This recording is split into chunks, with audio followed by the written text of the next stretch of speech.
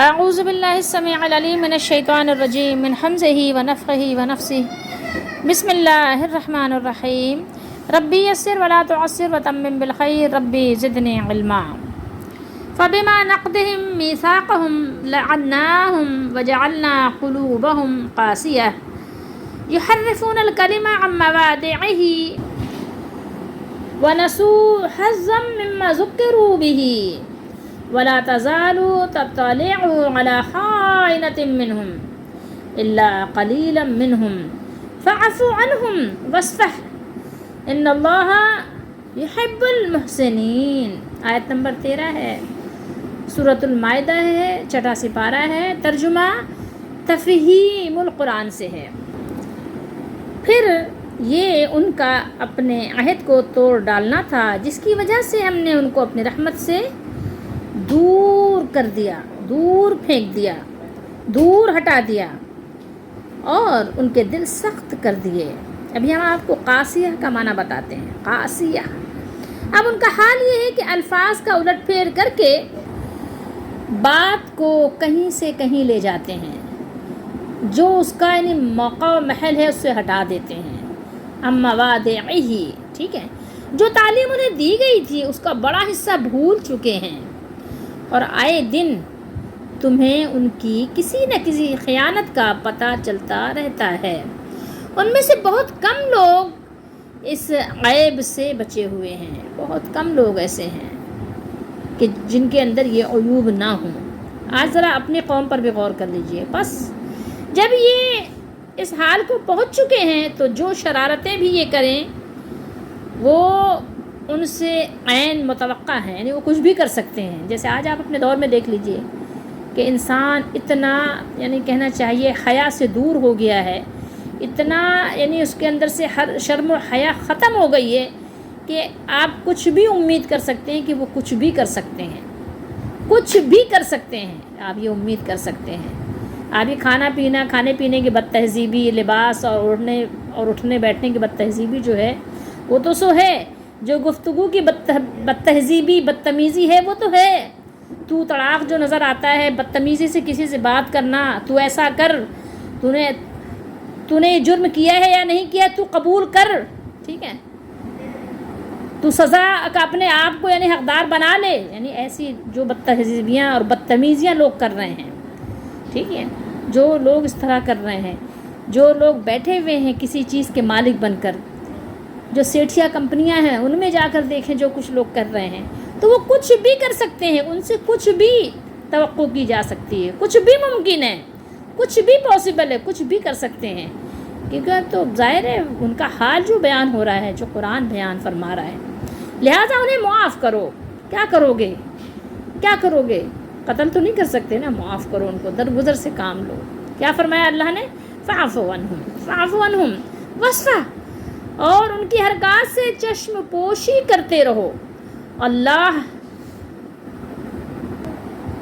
ان لوگوں کو پسند کرتے ہیں جو احسان کی روش رکھتے ہیں، اللہ کن کو پسند کرتے ہیں؟ ان اللہ یحب المحسنین، ان اللہ یحب المحسنین۔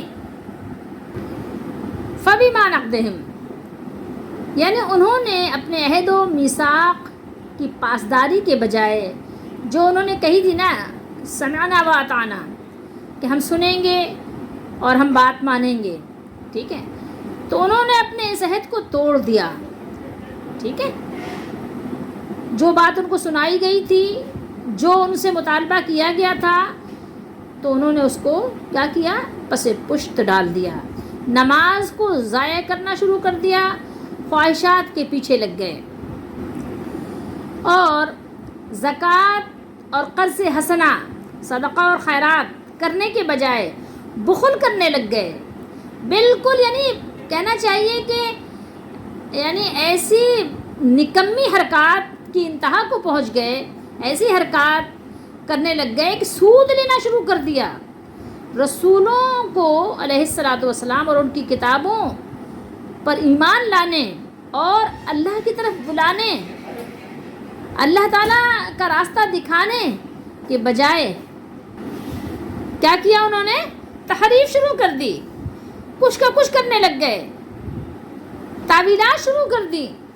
یہ سارا کام ان کا تھا جو کرنا شروع ہو گئے تھے.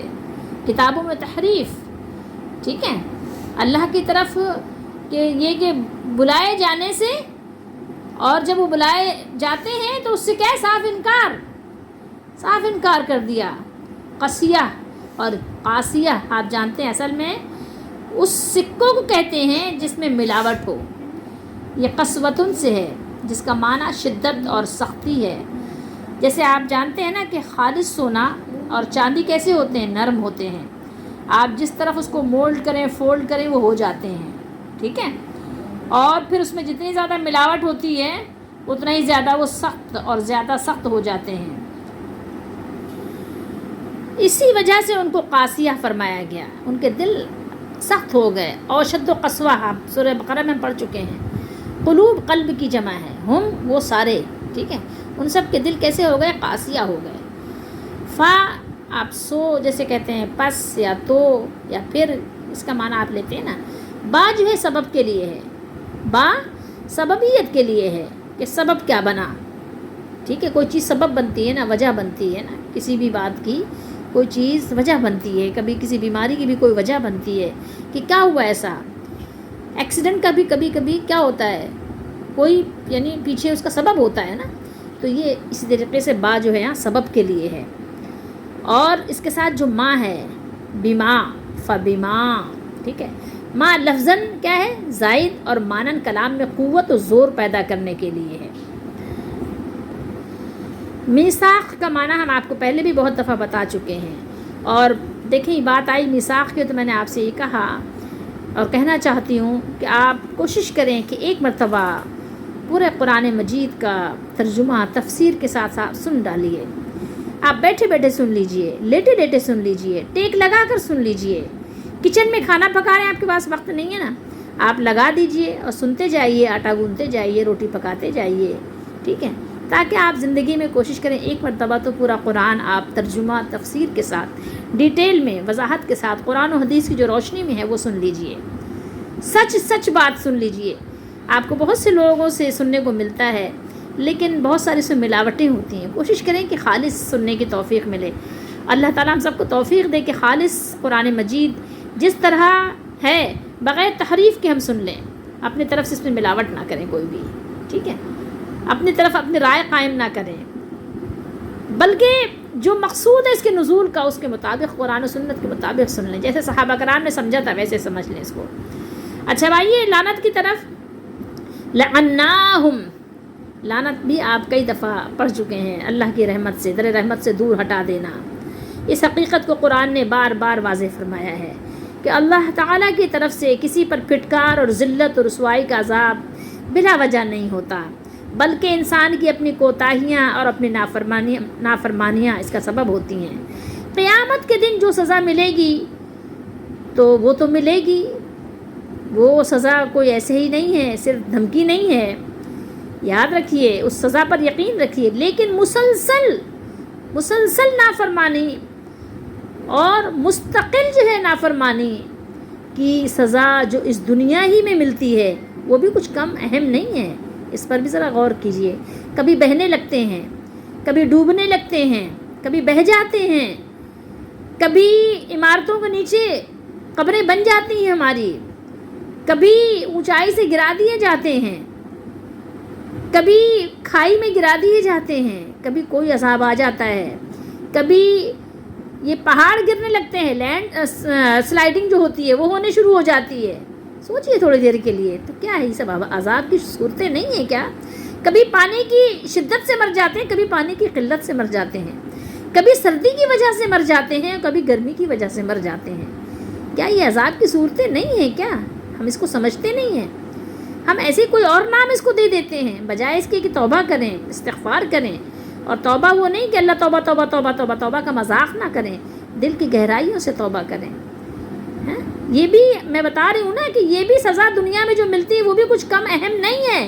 توجہ دینی چاہیے. گھر سے بے گھر ہو جاتے ہیں، مکین سے مہاجر ہو جاتے ہیں، یہ سزائیں کم تو نہیں ہیں. اچھا بھلا اچھا کھاتے تھے، دسترخوان پہ 4 کھانے رکھے ہوتے تھے تو کہتے تھے کہ مجھے یہ نہیں کھانا، اب ایک روٹی کے لیے رو رہے ہوتے ہیں، کچرے سے اٹھا کے کھا رہے ہوتے ہیں. یہ سزائیں بھی کیا کچھ کم ہیں کیا؟ بہت اہم ہے، توجہ دیجئے، کہیں ایسا نہ ہو کہ ہم پر بھی وہ وقت آ جائے. ٹھیک ہے، سوچئے ذرا. اچھوں کی صلاحیتیں اور اچھی خاصی صلاحیتیں اور اچھی صلاحیتیں اور عمدہ قابلیتیں بیکار اور معطل ہو کر رہ جاتی ہیں. بہت قابلیت ہے، ہر طرف پانی ہی پانی ہے، کیا کریں گے آپ؟ کیا کریں گے بتائیے؟ کون سا محل تعمیر کریں گے آپ پانی کے اوپر؟ اپنی عقلوں کا گھوڑے کہاں دوڑائیں گے؟ اس حقیقت کو بار بار منکشف کرنے سے کہ جس کی یہاں تذلیل ہو رہی ہے، جس کی ذلت بیان ہو رہی ہے، ان کی تذلیل ہی مطلوب نہیں ہے کہ ان کی تذلیل مطلوب ہے، بلکہ حاملان قرآن، جنہوں نے قرآن کو اٹھایا ہوا ہے، جنہوں نے قرآن کو جوزدان میں کورنگ کے ساتھ لپیٹا ہوا ہے، جنہوں نے قرآن کو اپنے گھروں میں رکھا ہوا ہے. حاملان قرآن کو عبرت دلانا مقصود ہے. تمہیں عبرت پکڑنی چاہیے. اگلوں کے یہ قصے دیکھ کے قصے مت سناؤ بچوں کو، عبرت پکڑو، عبرت پکڑو، عبرت پکڑو. یہ عبرت کا مقام ہے، یہ عبرت کی جگہ ہے، یہ عبرت کی جا ہے، تماشا نہیں ہے. کہیں فقر و فاقے سے آہو بکا ہے، جگہ جی لگانے کی دنیا نہیں ہے. یہ عبرت کی جا ہے، تماشا نہیں ہے. جگہ جی لگانے کی دنیا نہیں ہے. یہ عبرت کی جا ہے، تماشا نہیں ہے. یہ جگہ جی لگانے کی نہیں ہے جہاں جی لگا کے بیٹھے ہوئے ہیں. یہ عبرت کا مقام ہے، عبرت کی جگہ ہے، عبرت کی جگہیں ہیں. عبرت پکڑو، عبرت حاصل کرو.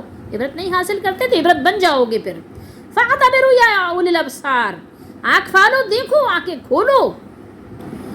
اس سے پہلے کہ تمہاری اور ہماری آنکھیں بھی ہدایت کی روشنی دیکھنے سے اندھی ہو جائیں، نابینا ہو جائیں. آنکھیں کھولو. عبرت دلائی جا رہی ہے، عبرت دلانا مقصود ہے کہ ایسا نہ ہو کہ شامت اعمال سے تم بھی اپنی صلاحیتیں ضائع کر بیٹھو، تمہارے کان بھی حق سننے سے بہرے ہو جائیں، نافرمانیوں کی وجہ سے اللہ کی رحمت، اللہ کے دربار سے دور ہٹا دیے جائیں. یہاں درگاہوں پہ جا کے حاضریاں دیتے ہو، اللہ کے دربار کی حاضری کا خیال رکھو. ایک دن اس کے دربار میں حاضر ہوگے، یقین ہے اس بات کا؟ اگر ہے تو ٹھیک ہے. ایسا نہ ہو کہ پھر تمہارے دل اتنے سخت ہو جائیں کہ کوئی پھر واعظ، کوئی نصیحت تمہیں اثر ہی نہ کرے، کوئی ڈرانا، کوئی سرزنش تمہارے لیے نفعی نہ ہو، کوئی پنشمنٹ سے تمہیں خوف ہی نہ ہو.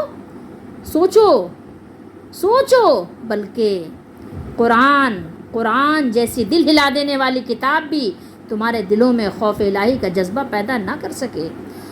غور کیجئے، توجہ کیجئے، سوچئے، پھر سوچئے.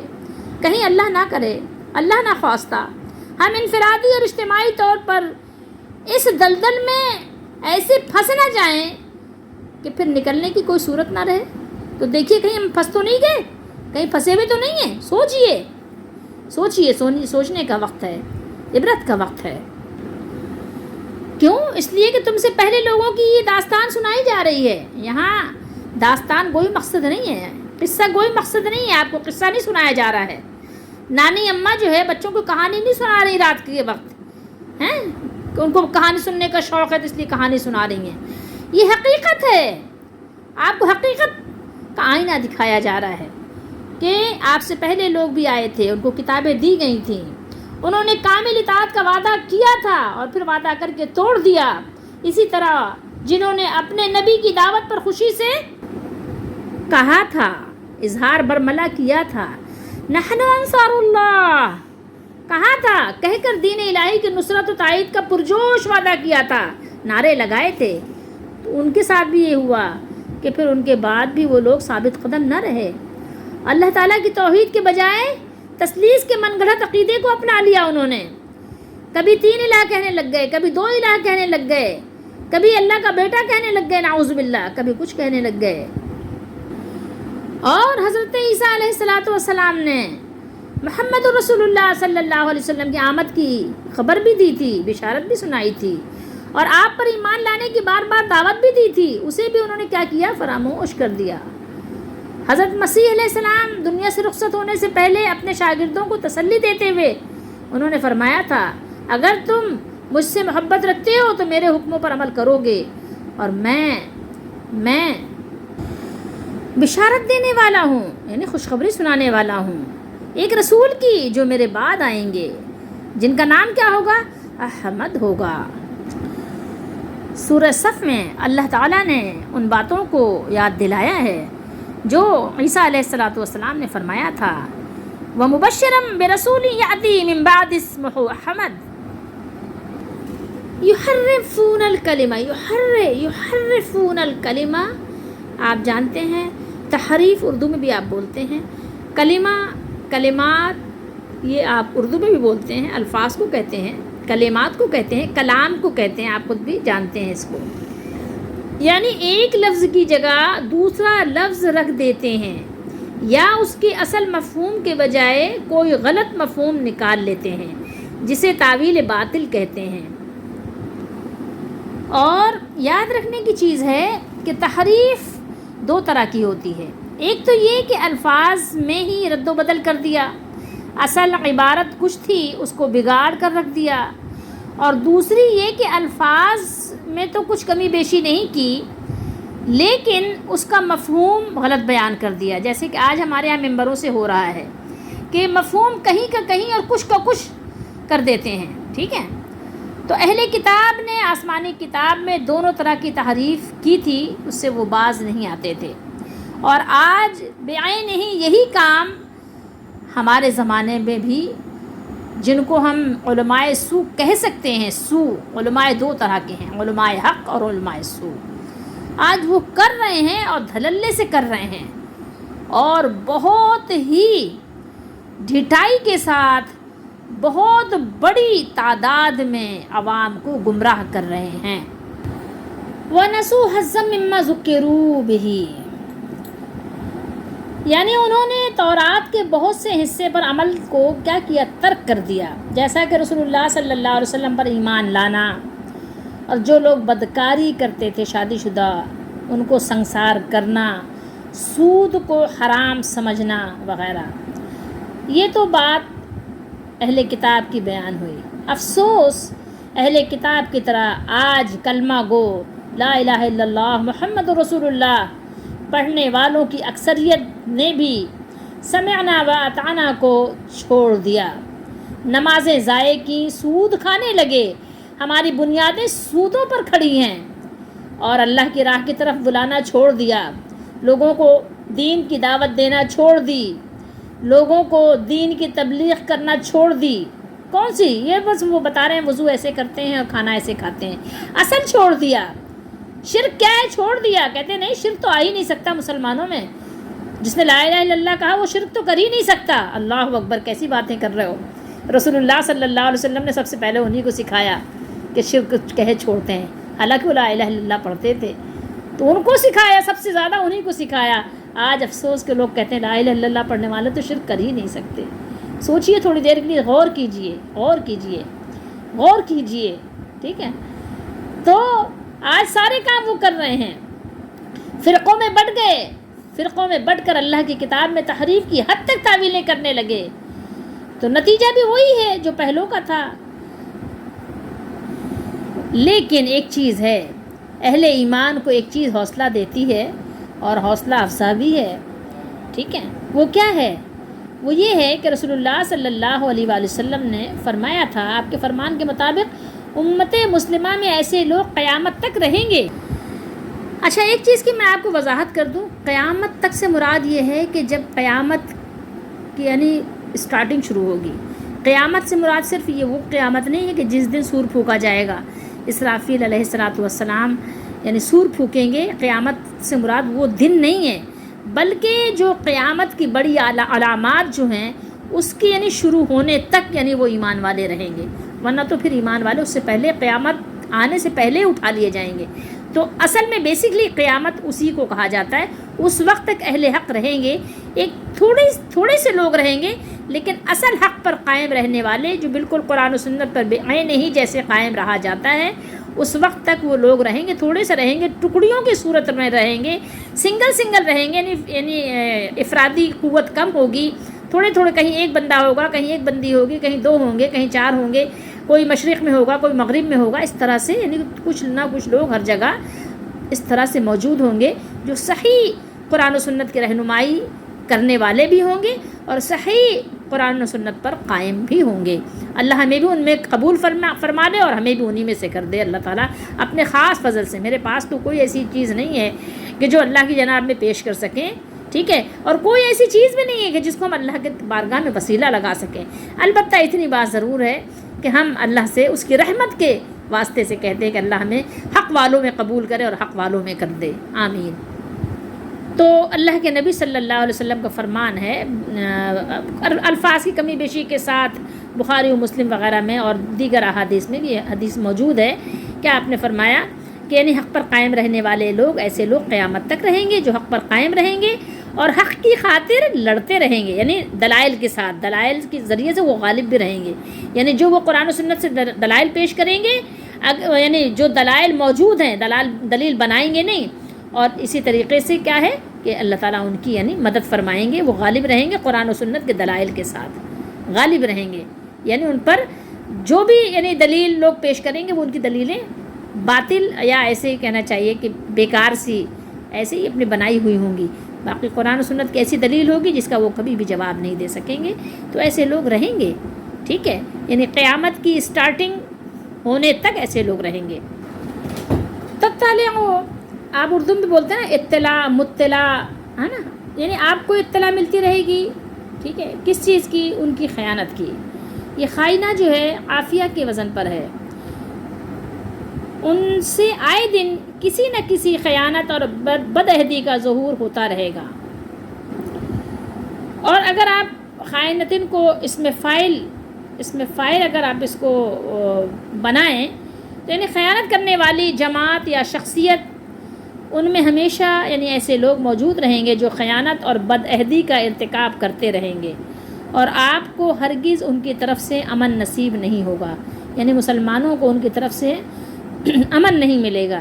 ہاں، چند لوگ ایسے ہیں جو کسی خیانت اور بدعہدی کا مظاہرہ نہیں کریں گے، تو ان میں سے خاص کون تھے؟ حضرت عبداللہ بن سلام بھی تھے، ٹھیک ہے، عبداللہ بن سلام جیسے سلیم الفطرت سلیم الطبع لوگ بھی تھے، ایسی بات نہیں ہے۔ اور مقصد یہ ہے کہ خیانت اور غداری ان کی پرانی عادت ہے، آپ کے ساتھ انہوں نے دوستی کے جو معاہدے کیے ان میں بھی وہ مخلص نہیں، اور آپ ان کی غداری اور خیانت پر آگاہ ہوتے رہیں گے۔ اور بات یہ ہے کہ ان کی بعض چوریاں اور بعض خیانتیں اللہ تعالیٰ کھول کر بیان کر دیتے ہیں، جن کا کھولنا دین حق کو قائم کرنے کے لیے ضروری ہوتا ہے، اور بعض خیانتوں سے اور بعض ان کی یعنی حرکات اور سکنات کو جو ناپسندیدہ ہیں مگر چشم پوشی اختیار کر لی جاتی ہے، جن کی کھولنے کی کوئی حقیقی ضرورت نہیں ہوتی۔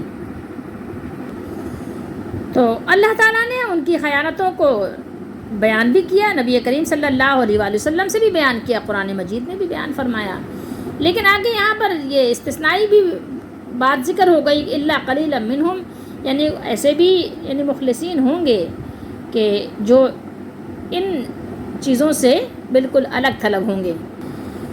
اب مزید دیکھیے رب العالمین کا بیان، کیا خوبصورت بیان ہے، فاعف عنہم، ٹھیک ہے، یعنی ان کی انفرادی خیانتوں اور بدعہدیوں سے درگزر کیجیے۔ ایک تو اجتماعی نقصان پہنچانا ہے نا، دین اسلام کے اصولوں کو نقصان پہنچانا ہے، ایک ہوتا ہے نا ذاتی باہمی آپس میں ایک دوسرے کے ساتھ کچھ رنجشیں ہو گئیں، معاملات ہو گئے، ٹھیک ہے، اور اس لیے بھی کہ ہو سکتا ہے کہ ان کے دل پر ایمان اثر کر جائے اور وہ ایمان قبول کر لیں، ہمیشہ کی دوزخ سے بچ جائیں، تو اس لیے جہاں تک ممکن ہو پہلے اسی کی کوشش کیجیے، فاعف عنہم، ٹھیک ہے، درگزر کیجیے، ٹھیک ہے، وہ جو کچھ بھی کرتے رہیں آپ درگزر کیجیے، لیکن یہ درگزر کس لیے ہے؟ آپ کے اپنے ذاتی جو معاملات ہیں، ٹھیک ہے، لیکن جب دین الہی کی بات ہوگی تو وہاں معاملہ کچھ اور ہوگا، وہاں کا حکم کچھ اور ہوگا، تو اس لیے نہ تو اس آیت میں آپ یہ کہیے گا کہ تعرض ہے، اور نہ ہی یہ کہیے گا کہ اس کے بہانہ آپ اس کی آڑ لے کر اور کچھ تو کچھ بنا دیں، کوئی تحریف والا معاملہ شروع کر دیں، ایسا نہ کریے گا، کیونکہ حدیث شریف میں بات بالکل واضح ہے کہ ان کی کن لفزشوں سے درگزر کرنا ہے اور کن سے نہیں۔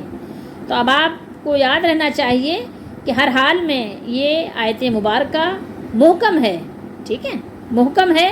آپ یہ نہیں کہیے گا کہ یہ جو ہے جناب منسوخ ہے، یا کچھ کا کچھ آپ معنی پہنانے لگ جائیں۔ دیکھیے اس سے بچیے گا، اس سے بچنا بہت ضروری ہے، سمجھنا بہت ضروری ہے۔ لیکن ذاتی طور پر اگر کسی نے کوئی تکلیف پہنچا دی، ٹھیک ہے، انفرادی طور پر اگر مجھے کسی نے تکلیف پہنچا دی، تو اس کے لیے پھر اللہ تعالیٰ نے ہمیں یہ ادب سکھایا، ہمیں تعلیم دی، کیا خوبصورت اللہ تعالیٰ نے انداز اختیار فرمایا کہ وہ ستاتے رہیں اگر آپ کو تو آپ معاف کر دیں، ٹھیک ہے، وہ اگر آپ کو اذیت اور تکلیف پہنچائیں تو آپ نظر انداز کرتے رہیں، وہ اپنا کام کریں اور آپ اپنا کام کریں۔ اللہ کے محبوب کیسے ہوتے ہیں؟ ایسے ہی ہوتے ہیں۔ ان اللہ یحب المحسنین، اللہ تعالیٰ تو محسنین کو، ایسی خوبصورت عادت والوں کو اللہ تعالیٰ تو بہت پسند فرماتے ہیں۔ اب اس سے زیادہ اور مومنوں کو کیا چاہیے؟ جس کو اس کا مالک پسند کرے، اصل پسند تو وہی ہے۔ دنیا کی ساری پسند اور ناپسند تو بیکار ہے۔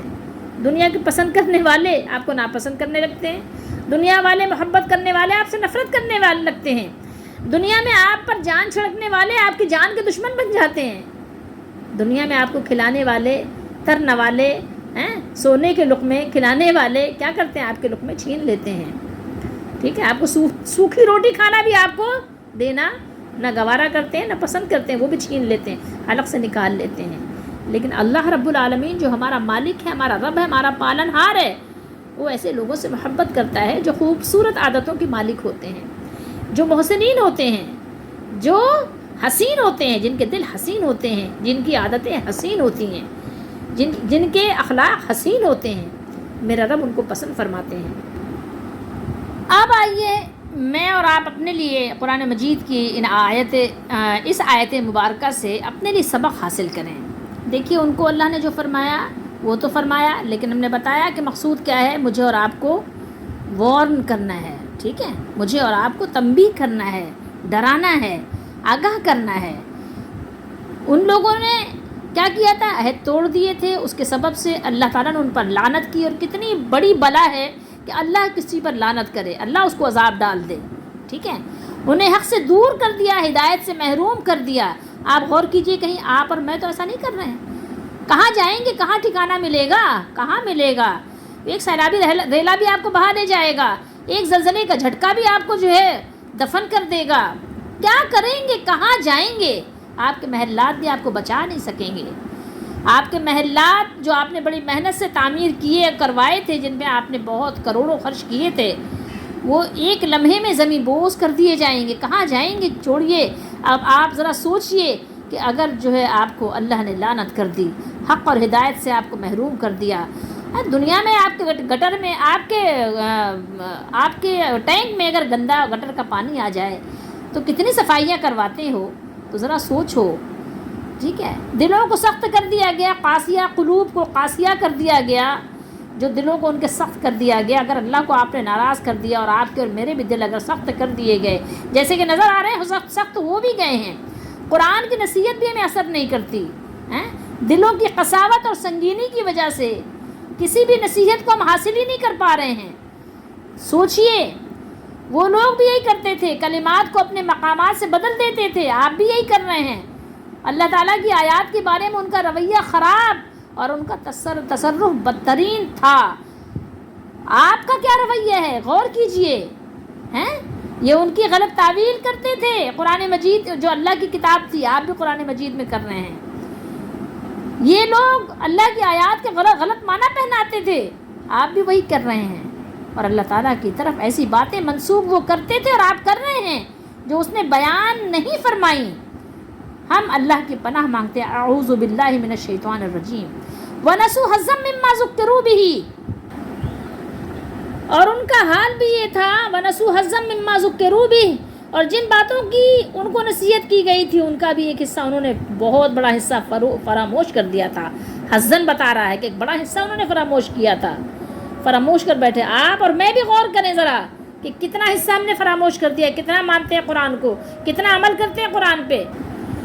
جو لوگ عمل نہیں کرتے وہ تو نہیں کرتے، ٹھیک ہے، لیکن جو لوگ عمل کرتے ہیں، جو لوگ واقعی اپنے آپ کو صوم صلات کا پابند، قرآن و سنت کا پابند سمجھتے ہیں، ذرا وہ بھی اپنے طرز عمل پر غور کریں کہ انہوں نے قرآن کا کتنا حصہ بھلا دیا، انہوں نے ان حصوں کو کتنا بھلا دیا جو ان کو اللہ تعالیٰ نے حکم فرمایا، جو رسول اللہ صلی اللہ علیہ وسلم سکھا کر گئے، کتنا بھلا دیا۔ مسجدوں میں اذان کے وقت جو لوگ مسلمان ہیں نماز پڑھنے جاتے ہیں، رسم ادا کرنے، تو وہ مسلمان ہو جاتے ہیں، اس وقت تو ان کو دین یاد آ جاتا ہے۔ لیکن جب انہی کے گھر میں کوئی تقریب ہوتی ہے، وہ شادی کی تقریب ہو، مہندی کی تقریب ہو، عقیقے کی تقریب ہو، کوئی بھی تقریب ہوتی ہے، تو کتنا حصہ بھلا دیتے ہیں۔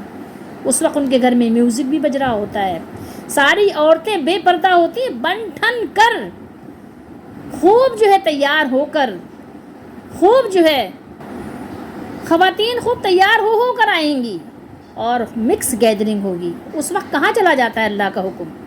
اس وقت ایمان کہاں ہوتا ہے؟ خوب تیار ہو کر آئیں گے، بیوٹی سیلون سے آتے ہیں تیار ہو کر، بتائیے کیا کرتے ہیں؟ کیا اس وقت ہم دیکھ نہیں رہے ہوتے؟ اس وقت ہمارا ایمان کہاں ہوتا ہے؟ ہر چیز پبلشڈ کر رہے ہوتے ہیں، ٹھیک ہے، شوہر اپنی بیوی کو کیا ہے گفٹ دے رہا ہے تو سب کے سامنے، بھائی یہ گھر میں بھی دیا جا سکتا تھا، کیا ہے یہ سب کیا ہو رہا ہے؟ یہ اللہ تعالیٰ کے حکم کی پابندی ہو رہی ہے۔ رسول اللہ صلی اللہ علیہ وسلم نے حیا کے متعلق کیا فرمایا تھا؟ حضرت عثمان غنی رضی اللہ تعالیٰ عنہ کی حیا کی کتنی تعریف ہوئی ہے، ہماری کہاں حیا چلی گئی؟ اسی طریقے سے سودی کاروبار، دوسروں پہ الزام لگا دیتے ہیں۔ سوچئے کتنا حصہ آپ نے بھلا دیا۔ آپ کے اندر ڈر ہے، خوف ہے، یا دل سخت ہو گئے؟ غور کیجئے، غور کیجئے۔ ولا تزالو، ولا تزالو کیا بیان کیا؟ ہمیشہ آپ ان میں سے کسی نہ کسی کی آپ خیانت کی خبر پاتے ہی رہیں گے، آپ ہو ہی رہی ہے خیانت۔ میں ان کی بات ہی نہیں کر رہی جو بظاہر آپ کو بے دین نظر آ رہے ہیں، ان کی بات ہی نہ کریں۔ جن کے گھروں میں نمازیں ہوتی ہیں، جن کے گھروں میں قرآن کی تلاوت ہوتی ہے، جن کے بچے حافظ قرآن ہوتے ہیں، آپ ان کے گھروں کی ذرا خبر لیجئے کہ کیسی کیسی خیانت وہ کر رہے ہیں دین اسلام سے، قرآن پاک سے، رسول اللہ صلی اللہ علیہ وسلم کے طریقے سے، صحابہ کرام کے جو ہے عمل سے، اور جو ہمارے یعنی خلفائے راشدین ہیں ان کی سنتوں سے، ان کے طریقہ کار سے۔ ان کی سنتیں کیا ہیں؟ وہی رسول اللہ صلی اللہ علیہ وسلم کی سنتیں، ٹھیک ہے۔ آپ ذرا غور کیجئے اور غور کرتے رہیے، ٹھیک ہے۔ ہم کتنے یعنی کہنا چاہیے، کیا کہیں، کیا الفاظ، یعنی مکاری کی بھی کوئی انتہا ہوتی ہے۔ اللہ نے بھی فرمایا کہ مکاری اور وہ غداری کرتے ہی رہیں گے، پہلے بھی کیا انہوں نے، آج بھی کرنا ہے۔ آپ مطلع ہوتے ہی رہیں گے، آپ کو اطلاع ملتی ہی رہے گی۔ لیکن ٹھیک ہے، جو وہ کر رہے ہیں وہ کر رہے ہیں، آپ کا کام یہ ہے کہ آپ ان کے ساتھ معافی تلافی کے ساتھ رہیے، درگزر کیجئے، ان کو سمجھاتے رہیے، نصیحت کرتے رہیے کہ اس سے بہتر اور کوئی معاملہ نہیں ہو سکتا، ٹھیک ہے۔ جو شخص آپ کے بارے میں اللہ کے حکم کی نافرمانی کرے، آپ سے نہ جوڑے، آپ جوڑیں اس کے ساتھ، جو آپ کے ساتھ توڑے آپ بھی اس کو جوڑیں، جو آپ کو دعوت کر کے نہ بلائے آپ اس کو بھی بلائیں، ٹھیک ہے۔ آپ اللہ تعالیٰ کے حکم کی اطاعت کی، فرما برداری کی جو تعمیلات ہیں وہ بجا لائیے، ٹھیک ہے۔ جو شخص آپ کے بارے میں اللہ کے حکم کی نافرمانی کرے لیکن آپ اللہ تعالیٰ کے حکم کی فرما برداری کریں، اس نے آپ کو نہیں دیا، نہ دے، آپ دیں، ٹھیک ہے۔ آپ ہو سکتا ہے کہ آپ کے اس اخلاق سے وہ کبھی آپ کی طرف مائل ہو جائے، اس کی تعلیف قلبی ہو سکتا ہے کہ کبھی اس کا دل پگھل جائے، کبھی اس سختی پہ بھی، اس پتھر پہ بھی کوئی نرمی کے کوئی آثار نمودار ہو جائیں، شاید اس طرح وہ حق اور ہدایت کو قبول کر لیں، ٹھیک ہے۔ ان اللہ یحب المحسنین، اللہ تعالیٰ خوبصورت لوگوں کو، جن کے دل خوبصورت ہوں، جن کی زبان خوبصورت ہو، جن کے اخلاق خوبصورت ہوں، اللہ ان سے محبت کرتے ہیں، ٹھیک ہے۔ تو آپ اور میرا درگزر کرنا، برا سلوک کو چھوڑ دینا، اچھا سلوک کرنا، یہ اللہ کو پسند ہے، اور ہمیں سب سے زیادہ اللہ کی پسند کو ہی عزیز رکھنا چاہیے۔ تو آئیے میں اور آپ اس آیت مبارکہ سے اپنے لیے سبق نکال لیں اور اسی سبق کو اختیار کریں جو ہمارا مالک، جو ہمارا پالنہار رب العالمین پسند فرماتے ہیں، اور ان عادتوں کو، عادت بد کو ترک کر دیں، اور جو اللہ تعالیٰ نے بیان کیا کہ ان لوگوں نے جو حرکتیں کی اللہ تعالیٰ نے ان پر لعنت کی، تو ہم اپنے آپ کو اللہ کی لعنت سے بچا لیں، اور جن لوگوں سے اللہ نے محبت کی، آئیے ہم بھی اسی صف میں اپنے آپ کو شامل کرنے کی بھرپور کوشش کریں، اپنا سب کچھ اس کے لیے لگا دیں۔ اللہ ہماری دستگیری کرے، اللہ تعالیٰ ہمیں سمجھ دے، ہمیں ہدایت پر ثابت قدمی عطا فرمائے۔